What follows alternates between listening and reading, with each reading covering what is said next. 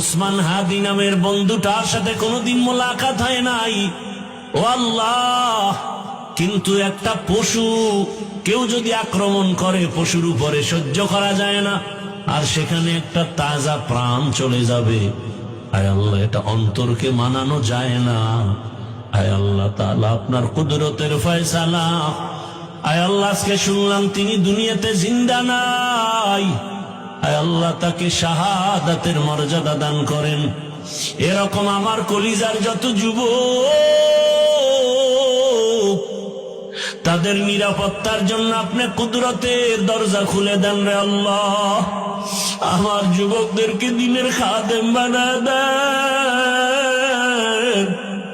আয় আল্লাহ, প্রত্যেকটা যুবকের দেশের জন্য আপনি ঢাল বানায় দেন। আয় আল্লাহ, কত যুবকের কথা শুনলে কলিজাটা ঠান্ডা হয়ে যায়। আমরা দিনের কাজ করি, দেশের কাজ করি, জনগণের পেছনে খেদমত করি এক লাইনে, আর আমার যুবক বাবারা কিছু আছে তারা ভিন্ন লাইনেই দেশের জন্য কাজ করেন, জনগণের জন্য কাজ করেন।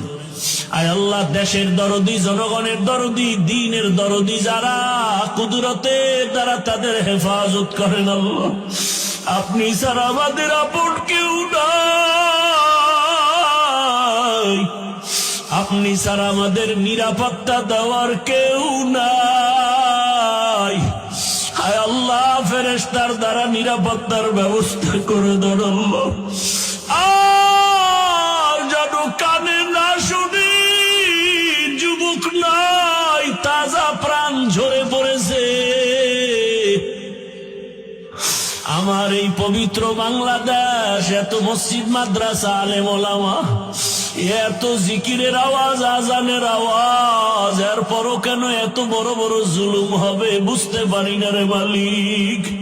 ও আল্লাহ, গুনার কারণে বেজার হইয়েন না, হেদায়াতের নূর দিয়া সিনাটা ভরপুর করে দেন, 5 ওয়াক্ত নামাজি বানায় দেন।